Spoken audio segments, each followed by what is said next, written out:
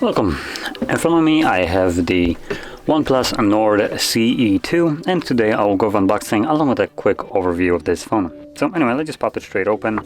Just a single little sticker holding it. And there we go. So this is supposedly a budget version of OnePlus, which they're supposed to be budget from the beginning. So is this like a budget of a budget?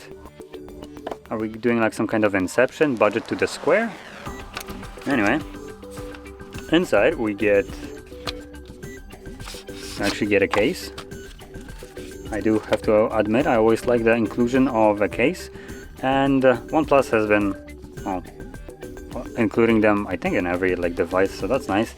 And this one actually looks a little bit more interesting over like the typical ones where they're just like either transparent or just this one single solid color. So this one has some kind of flair to it, if you can see it. So we have like lines across here, then we have a matte portion here, and then some more lines. So it looks a little bit more unique. I think that would be the word to use. Then we get the phone itself. Let's ignore that for a moment and go deeper in here. So we get a cable, type C to type A, and then we get a relatively big but also relatively light charger, which kind of gets me concerned here. This is a 65 watt charger, so it's actually a fairly decent one, though like I said, it feels super light for the actual charging capacity of it. So anyway, that's basically what we get in the box. And in here, let's just pop it out. We get our phone. Feels a little bit light. So anyway, I just turn it on. Now you can already see the bottom bezel looks a little bit atrocious. There we go, it's turning on. Now while it's turning on, I'm gonna put on the case just so you can see how that looks like. And obviously so I can protect the device. Oh, come on. I always hate this.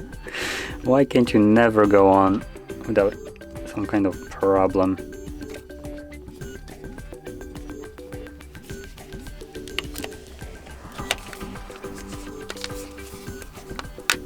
There we go. It was a little bit easier from the other side. Okay, so there's our device. So anyway, straight from the get-go, you can see the display right here, and this is a 6.4 inch display with a resolution of 1080p by 2400. And it's a AMOLED display with only 90 Hz refresh rate. That's a little bit disappointing, to be honest. So let's just finish this up. So 90 Hz refresh rate, it does have HDR10 Plus certification, so that's at least nice. We have 84.9% screen to body ratio. Now it could have been way better if they decided to kind of like reduce the bottom bezel. This is absolutely disgusting compared to like the rest of the bezels around. And I think I might have been a little bit spoiled with like the brand new Samsung S22s, which their bezels are just virtually non-existent, making the phone look super nice. But I do understand it might not be the most fair comparison, considering S22s are flagship devices that cost twice as much as this. So, yeah. But what I can compare it to is my phone, which is a 3-year-old device that, well, I would argue still has smaller bezels and also costs less than this. So there we go. You can, let me maybe turn on something that will showcase this a little bit. Yes, this might. So you can kind of see the bezels right now. So they are smaller, not by much, but still smaller. Actually, they are quite smaller. So, like I said, this phone has a bigger display, I think, smaller bezels, and costs less, and probably performs as equally to this, considering this one is running at Dimensity 900, while I have on my phone a, what was it, one of the Huawei processors. I don't exactly recall what they have in there. but it was a fairly good phone back in the day. So now that we are kind of disappointed with a couple of the things already, let's finish this up. Can I just like skip this? Yeah, I can. Wait, can I? Let me just skip it. Are you kidding me? Are you... I hate this.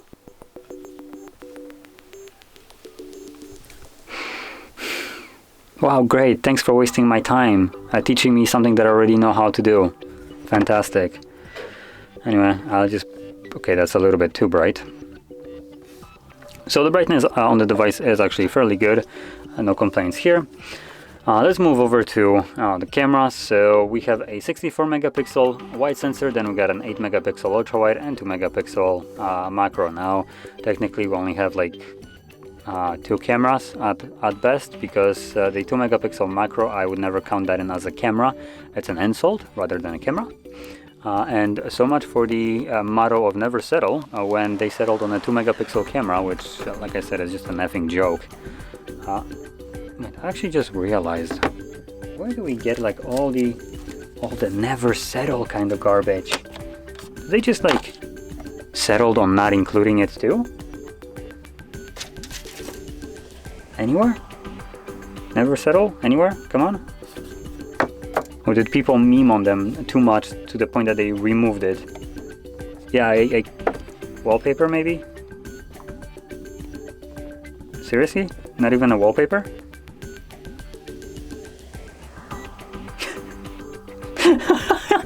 Okay, I guess they completely dropped the motto of never settle, because they did settle hard on this garbage device.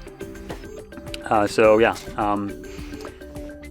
I guess they are self-aware to the point that they removed any kind of traces of this motto that they used to have of never settling, where they used to just cram it in wallpapers, the box. You would literally have a pen flip right when you open the top part. It would be a single paper saying never settle. Now that's gone.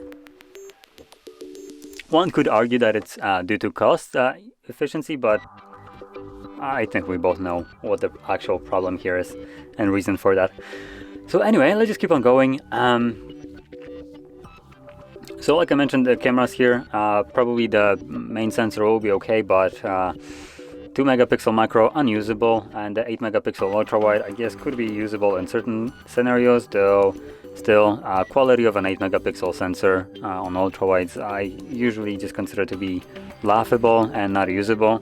A lot of the phones have it, but rarely does the actual quality of an 8 megapixel ultra wide look good, so I personally never use them just because they don't look good. So yeah, a 64 megapixel camera would be, in my case, in my usability, the only camera that I can utilize here.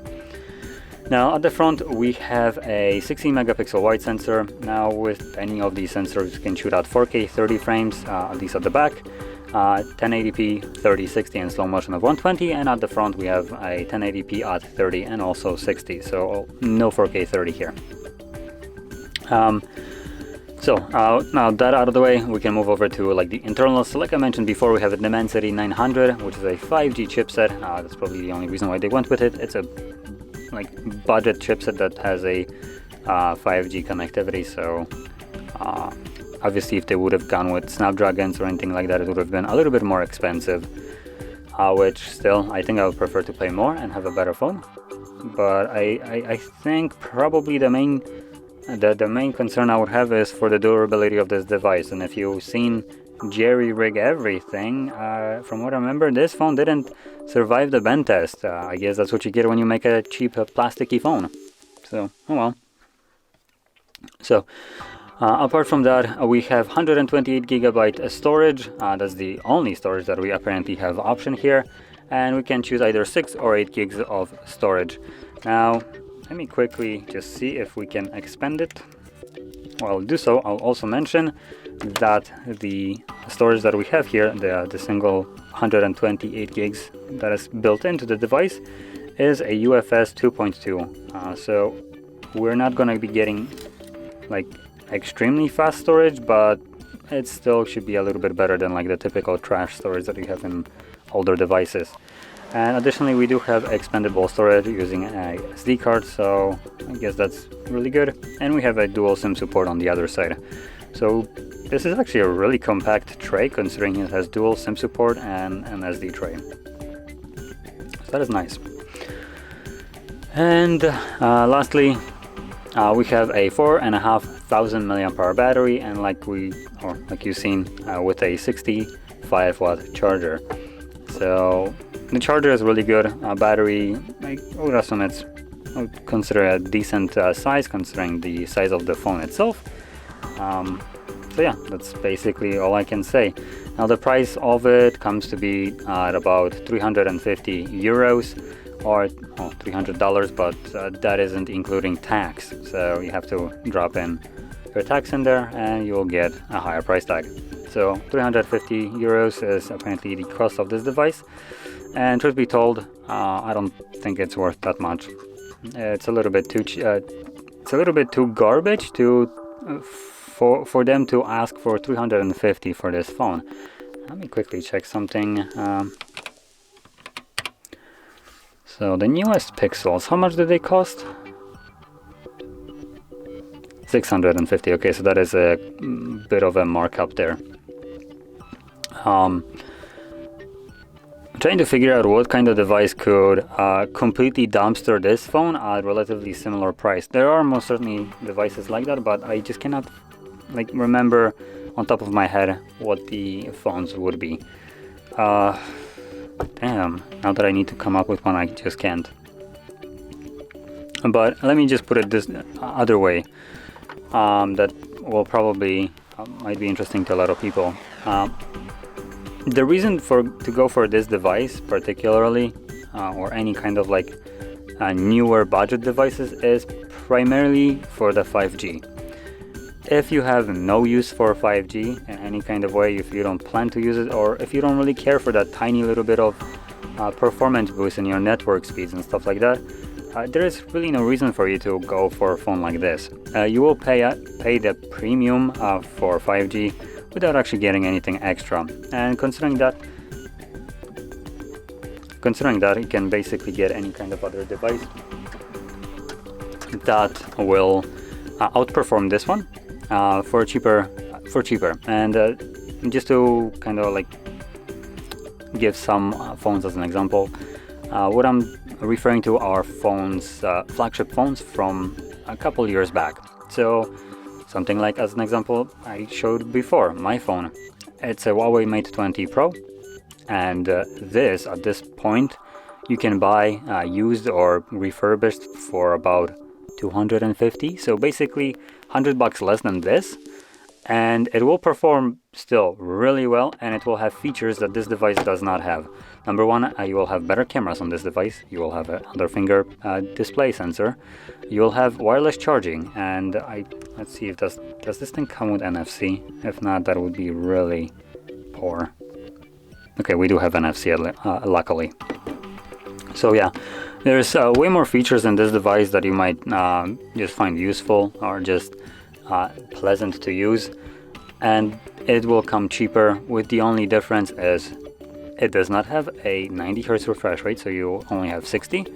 And if you're going for budget, I don't think you really will pay much attention to it. And number two, you won't have the 5 GHz connectivity.